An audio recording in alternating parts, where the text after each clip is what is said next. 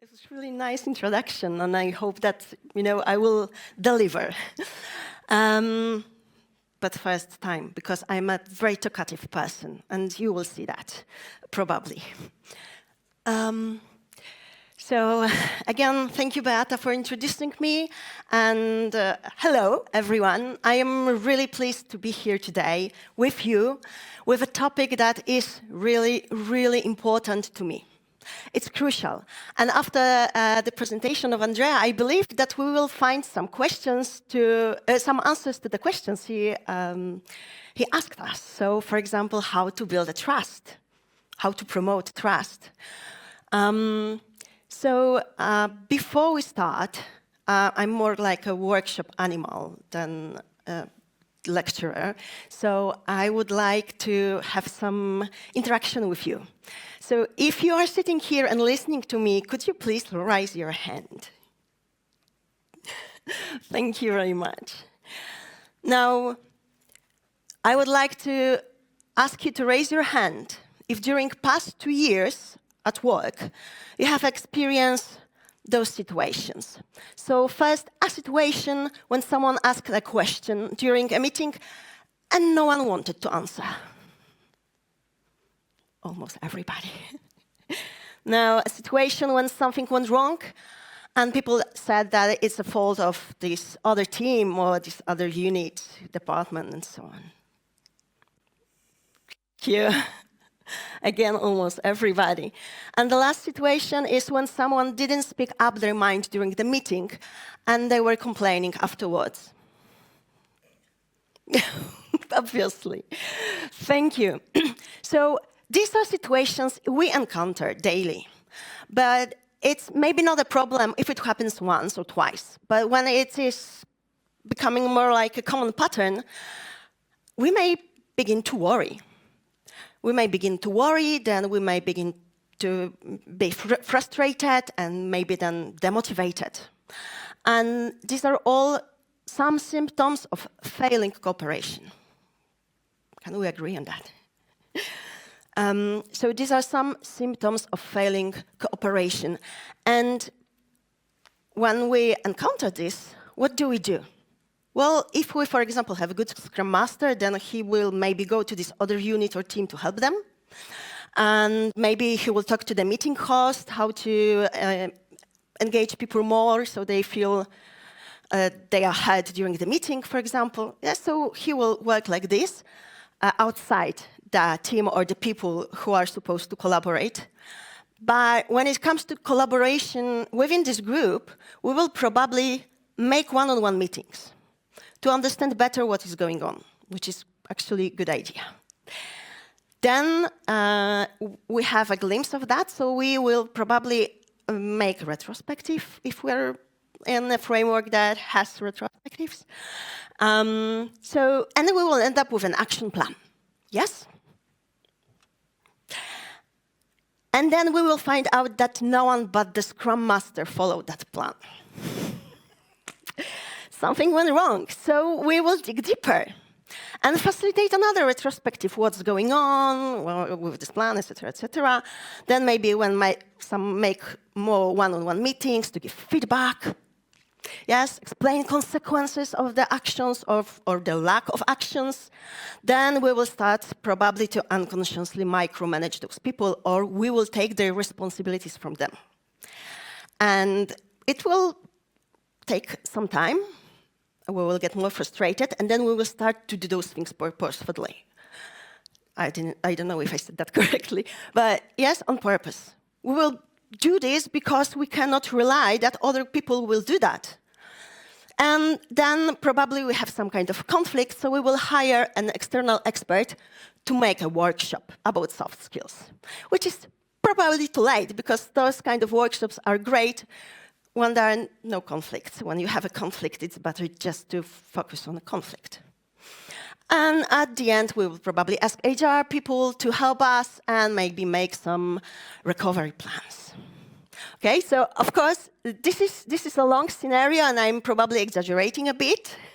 But actually, I've witnessed this. I've heard people, my fellow Agile coaches and Scrum Master, and people who come to my workshops talking about those situations. And I talk to leaders who are stuck somewhere in the middle of this scenario or similar scenario, and they have no idea what to do. But it is important for them to cooperate, so they are fighting. Yes, we are doing things, we are fighting for cooperation. Now, I would like to share with you my perspective on this matter so that you could have a tool or an idea, an inspiration, how to stop fighting. And I would like to share with you my knowledge and experience about nonviolent communication and restorative circles, and to show you how this approach can help us create this trust, was mentioned before, and yes, build better cooperation. So once more, my name is Agnieszka, or you may call me Aga or Agnes, aka crazy empathetic communication lady, sometimes. That's how people call me. I am an Agile coach at BNP Paribas, a trainer at Agile Adept. But I'm emphasizing that I am empathic communication trainer and restorative circles facilitator. And in the meantime, in the spare time, I'm a LARPer. If you would like to talk about what is live action role playing, you may approach me during a break. Self-taught Tyler and actually an artistic spirit. So that's about me. I don't know if the concept of nonviolent communication is known to all of you, so I will just give a short description. Because what is very important for me is that you take from this meeting that nonviolent communication is not about, for example, doing giraffe or being a giraffe, so a nice person who knows how to talk to other people. It's also not about following four steps, although yes, those 4 steps, if you've heard about them, they are somewhere at the center of this approach. Well, I would like you to remember that nonviolent communication is a philosophy. It's a dedication. It's my decision of how I want to interact with other people and with myself. So this is a way of being. And of course, a framework with the 4 steps, which are facts, feelings, needs, and requests. We won't be focusing on this today. And the purpose of nonviolent communication, and this is the quotation, is to serve life. Yes, to create connection in such a way that everyone's needs can be met through natural care. So this is really profound. And this is a dedication, choosing to live according to nonviolent communication principles. So it's not just, like a method that you can use and convince people that you want to cooperate with them. So it's not a magic wand. No one has a magic wand. And very important thing to me is that nonviolent communication is a restricted name. It's restricted by for Center of Nonviolent Communication, and they can kindly request that if you're not certified by this organization, you do not use nonviolent communication in official titles. So whether your job titles or workshop titles, that's why I'm using empathic communication. I have yet to certify. That's something in front of me. And I will be using nonviolent communication and we see empathic communication interchangeably. Now, the restorative circles is a concept or a method created by Dominic Barter, and it is based on nonviolent communication and the concept of restorative justice. And this is something I will explain you later. And the aim of restorative circles is to help communities, so schools, teams, organizations, solve their conflicts or the problems based on dialogue and mutual understanding. So this is very important. Okay, and I think that it's enough. Let's go back to this list. So when you look at this list, there is actually just one opportunity, well, maybe two, but one name that gives this opportunity to really collaborate for those people. Yes? And I mean, this is retrospective. Look, at this, in this whole scenario, there's only one meeting that is really about collaboration. The rest of the things we see here is actually doing things for the rest of the team, or for the rest of the group, or for the rest of the unit, yes? So we are taking accountability for their cooperation by doing those one-on-one meetings, by micromanaging them, of course, by contacting those external experts, HR experts, etc. We are taking accountability for the cooperation from the people. Do you see that? But that's okay. I want to tell you that this is okay, because usually we are not taught how to give people accountability for themselves. In Agile, we know that we should give this accountability, and we are doing a lot of things to teams to work this way. But actually, from the very beginning of our lives, we are probably taught rather to take the responsibility for others. And I will give you some examples that we all might have heard when we were kids. Okay? So it could have been something like, "Stop doing this, you're making mommy sad." Or, "Kiss your uncle goodbye, don't make him upset." "You're making me mad." No, you're not mad, sorry. Or, "I am raising my voice because you're not doing what I asked you to." So in each of those sentences, and I don't know, you have experienced them probably somewhere during your life. I see some people are nodding, so I believe this is not something in common. In all those sentences, we, as kids, are made accountable for other people's feelings and actions. So no wonder that even if we, on the rational level, we know that we should give the accountability to other people for anything, we know this, no wonder we don't know how to do that, because we were taught otherwise, yes? So the truth is that we are accountable only for our own willingness to cooperate. Actually, in nonviolent communication, we consider cooperation as one of the universal human needs. So I am accountable for taking care of this need of cooperation I have, of course.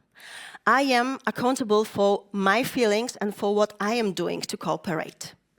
No matter what your rating matrix says or your job description says, you're not accountable for the cooperation of the rest of the team or people you work with.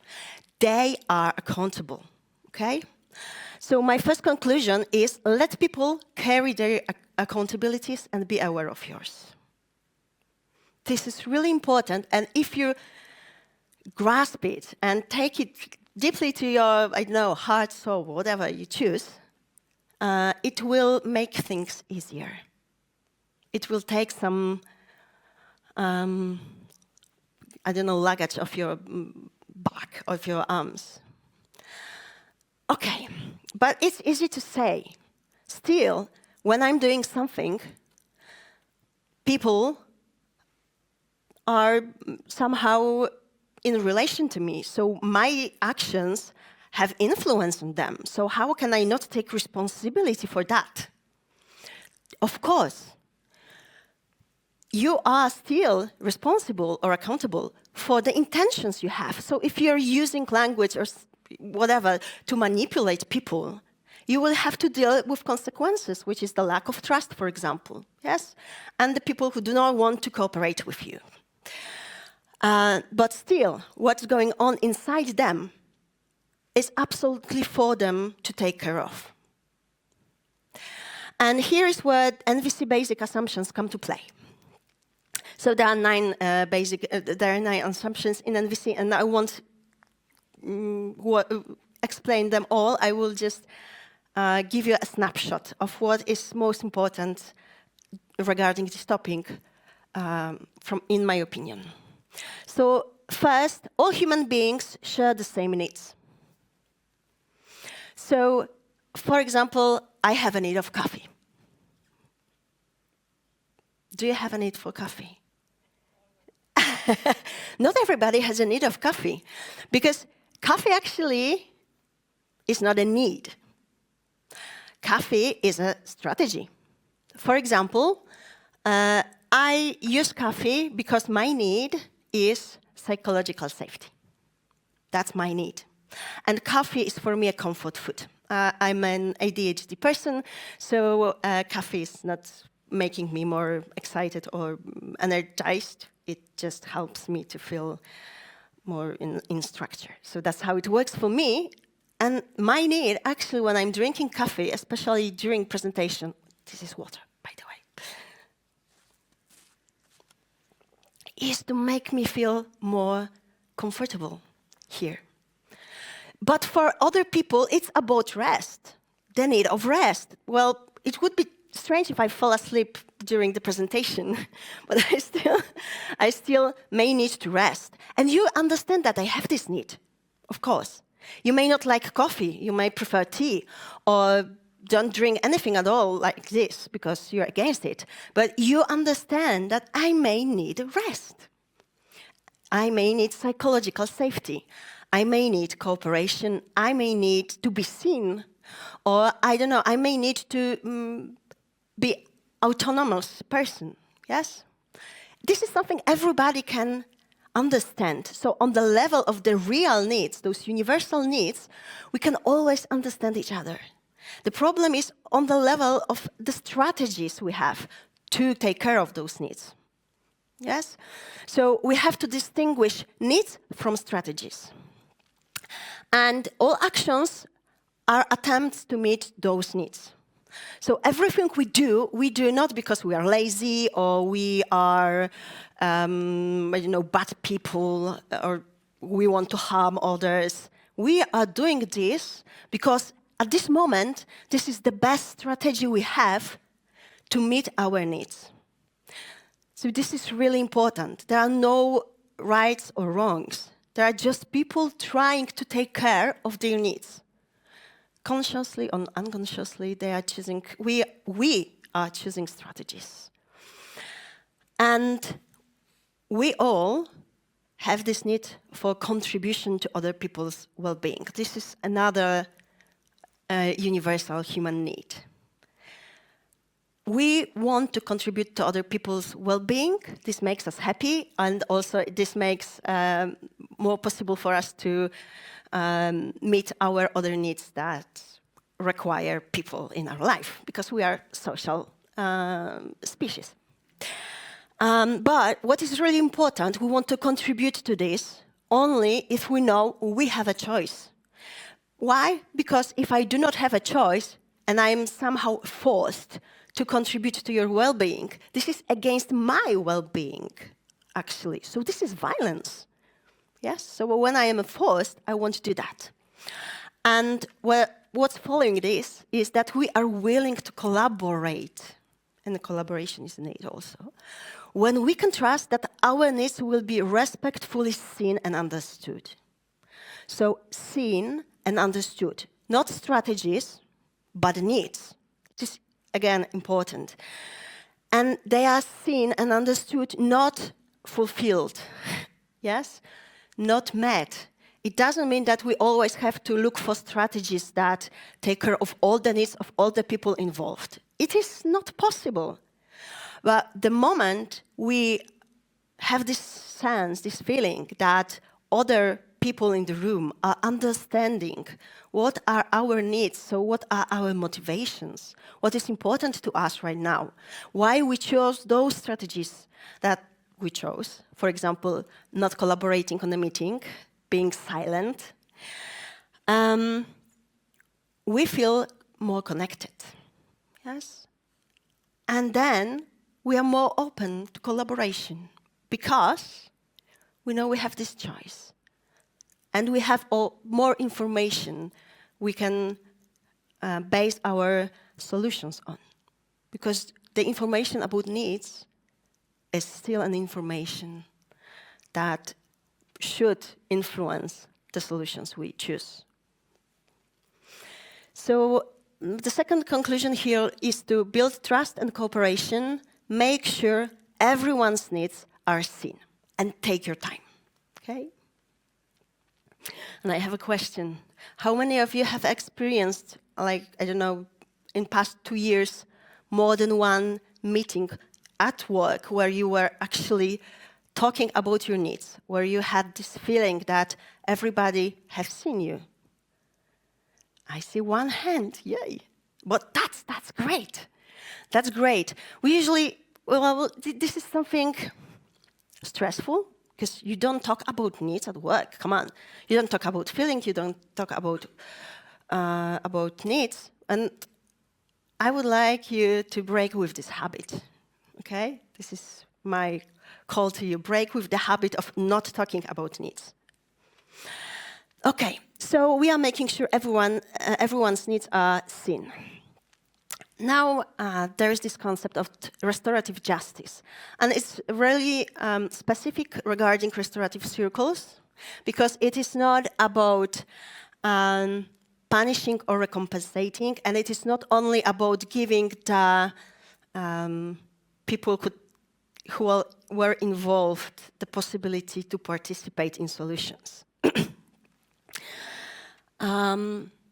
We do not want to punish or recompensate anyone in this approach. We want the community, so the team, the school, or whatever, we want them to find their own solutions, so everyone is included.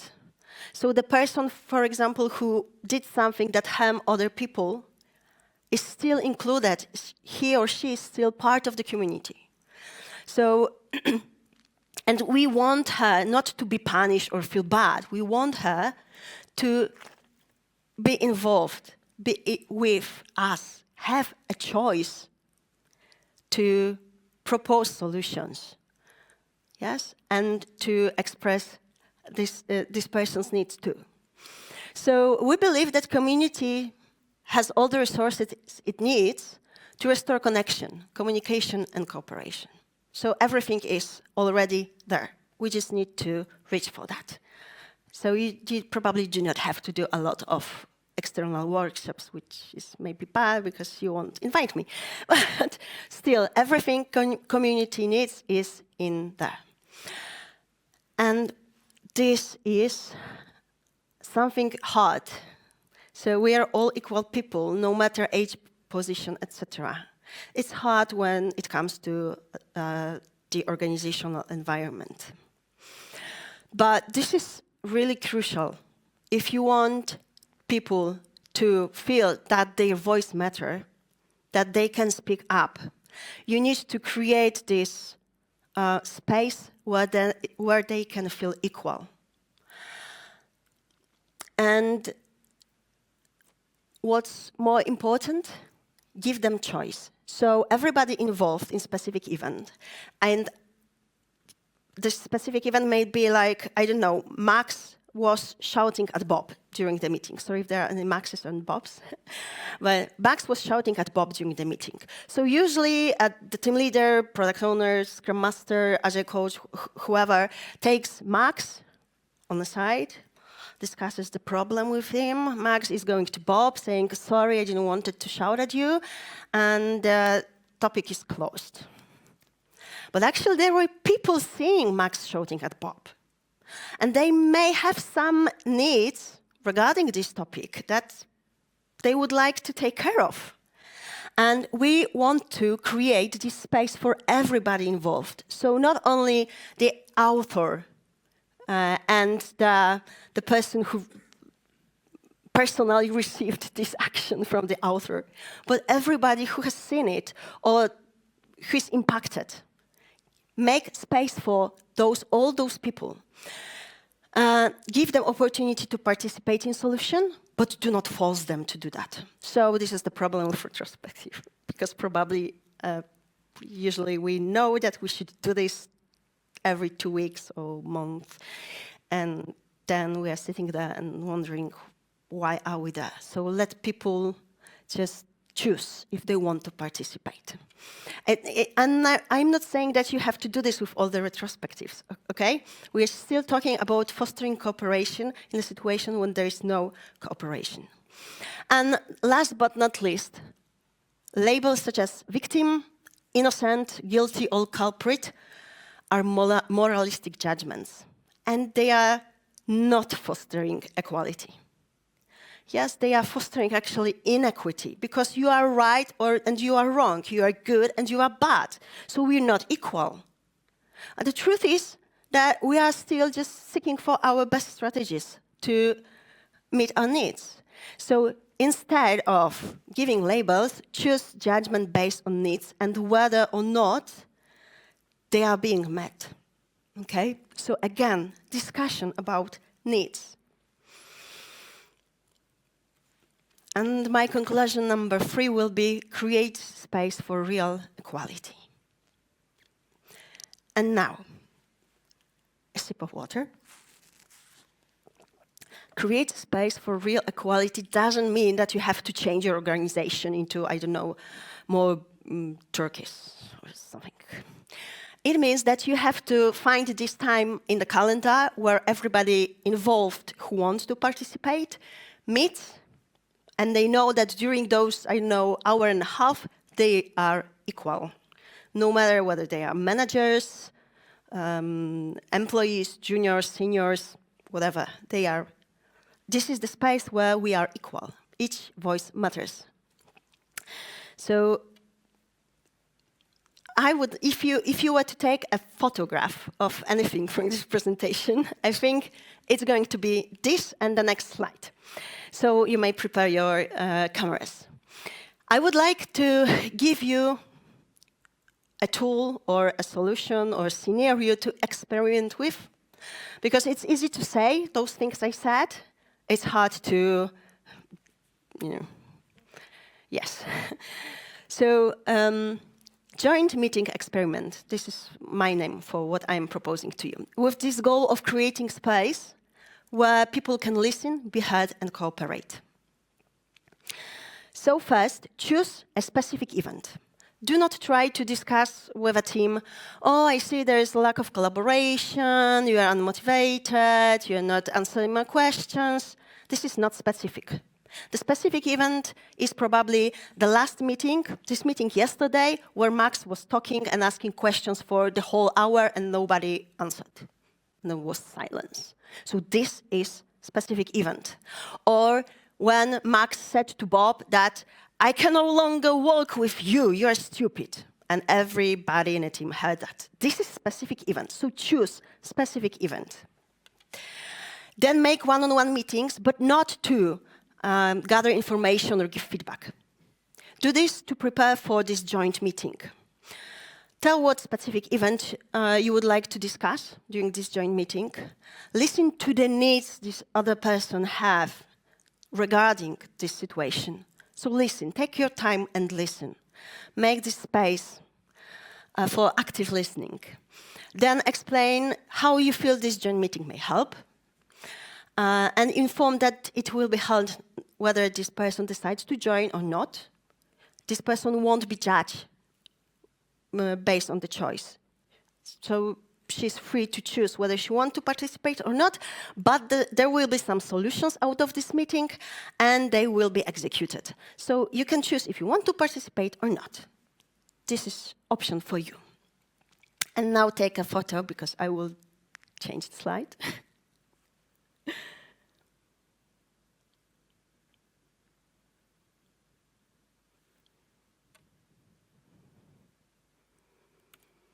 Okay, now we'll facilitate this joint meeting.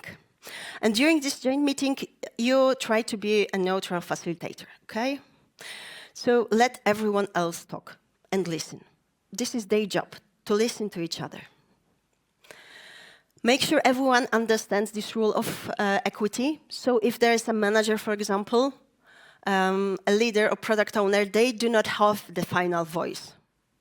They do not have the final decision. We have to reach some kind of consensus when it comes to solutions that come out of this meeting, and we have to agree upon that before we start even talking, okay? So this is very, very important. Ask people about the needs they were trying to address when the situation took place, and the needs that they want to address now. And of course, they won't use some special words like, I was looking to fulfill my need of belonging. They will just say, well, I was just sitting there afraid of talking because last time someone shouted at me when I started to talk. So this will be something like this. You want to make people paraphrase each other during this meeting. You set this kind of structure where one people is saying something and the other person is trying to say what he or she heard, okay? So make them paraphrase each other, but be aware of judgment. So here's where you come. When you hear somebody saying, oh, I cannot work with you because you are stupid, you enter and you try to paraphrase it to the language of needs. Oh, you're saying that you cannot longer work with him because he's stupid. Is it that you're looking, I don't know, for more understanding from John, for example? Is this about this? No, I would like him to use this tool in a different way. Okay, cool, which way? This and this. Okay, John, can you paraphrase? Yes? So this is where you paraphrase. And let people talk longer than you feel it is needed. Always make sure that everybody has space to talk about what is important for them before you jump into solutions. And then sit back and enjoy people creating solutions without your lead. And then gather feedback, adjust, and try again. And then again, and maybe again, and see if it works. Do not just give up because the first time wasn't, perfect. Because people have to learn that they are heard, actually, that they can speak their mind, that they can talk about what they need, what is important for them, and the others are listening. So this is something we have to learn, yes? So the first time may be strange. Yes, please make a photograph.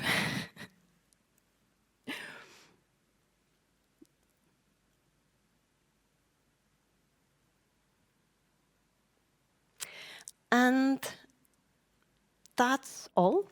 I wish you good luck if you decide to try an experiment. And if you want to stay in touch with me, you may always approach me during this conference if you see me during a break or somewhere in a lounge.